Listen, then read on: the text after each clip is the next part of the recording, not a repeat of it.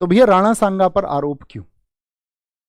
राणा सांगा, देखो सबसे पहली चीज तो मैं आपको बता दूं कि जो भी पूर्वज रहे, हमारी सोच एक जातिगत संकीर्णता की शिकार हो चुकी है और हमको लगता है कि हमारी जाति का महान व्यक्ति है तो महान व्यक्ति है, और अगर किसी और जाति का है तो फिर तो बिल्कुल महान व्यक्ति नहीं हो सकता, या हम महान स्वीकारेंगे भी तो ना के बराबर व्यक्तियों को स्वीकारेंगे। और अपनी जाति के किसी व्यक्ति का अगर झूठा इतिहास भी व्हाट्सएप के द्वारा कोई पेश कर दे तो हमें वो सत्य प्रतीत होता है, क्योंकि जातीय संकीर्णता हमारे मस्तिष्क में इस समाज के द्वारा भरी गई है, थोपी गई है ना, कि अपनी जाति जो है वो सबसे बेहतर है। उसके शिकार हम सब रहे हैं, हमारे आसपास का परिवेश रहा है। आप कहेंगे उन्होंने ऐसा क्यों किया? क्योंकि उनके पूर्वजों ने उनको वही सिखाया, उससे पहले के लोगों ने उनको वही सिखाया कि ये ऊंचा है, ये नीचा है, हम श्रेष्ठ हैं और हम नीचे हैं। अभी भी है बहुत जगह। मध्यकालीन इतिहास के सबसे अच्छे प्रोफेसर जो सतीश चंद्र है, उनको रेफरेंस माना जाता है।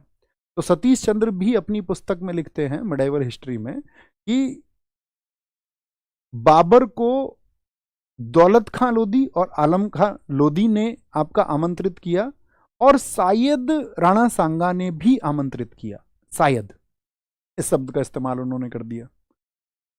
लेकिन इसी समय पे मेवाड़ में जो पांडुलिपि हैं वो क्या कहती हैं?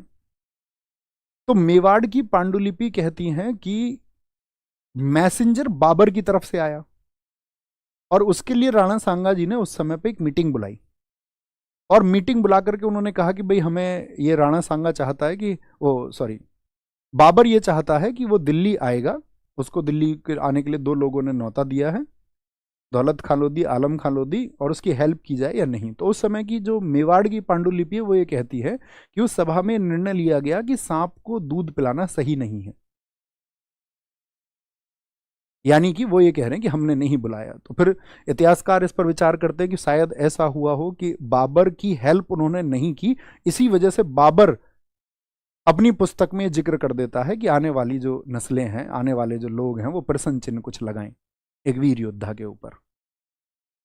दूसरा जो एनालिसिस है इसका, एक पक्ष और आप विचार करें, अगर कोई शासक उस समय कमजोर हो रहा था दिल्ली में, जैसे कि इब्राहिम लोदी अपनी सत्ता खो रहा था और सभी महत्वाकांक्षी थे, आलम खां, दौलत खां लोदी बाबर को बुला के उनका विजन ये था कि भाई लूट के चला जाएगा वापस, और स्थानीय लोगों में उस समय तक समझ यही थी कि आएगा बाबर, और इधर आपका कहते हैं कि भाई शायद राणा सांगा ने इस कूटनीति के तहत मान के चलो कोई ऐसी हेल्प ली और ये सोचा कि बाबर आए और वो यहां पर इस केंद्रीय सत्ता जो दिल्ली है इसका खात्मा हो और वो लोग वापस जाए, ऐसा विचार शायद उन्होंने रखा हो। एक वर्ग इस बात को भी कहता है कि शायद उन्होंने कूटनीति के तहत ये किया हो। तो मैं ये कहता हूं कि चाहे ये कूटनीति के तहत किया गया हो, ठीक है, या किसी ने बुलाया गया हो, तो जो विगत इतिहास की बात है उस पर टिप्पणी करना, या मान के चलो जिसने उसका अध्ययन भी ना किया हो, जिसको उसके दोनों पक्ष ना पता हो, वो कुछ भी टिप्पणी कर दे, वो एक सही चीज नहीं है। मेरा मतलब इतना इस पे कहना है कि मतलब जो प्राचीन लोग हैं, जो पूर्वज रहे, जो किसी के लिए भी सम्मान का प्रतीक है, तो उनकी भावनाओं को ठेस ना पहुंचाया जाए, उनकी भावनाओं का सम्मान भी हम सभी को होना चाहिए। हम सबको इस चीज के लिए मतलब एक हिंदुस्तानी होते हुए सोच रखनी चाहिए। एक हिंदुस्तानी होते हुए हम क्या सोच रखें?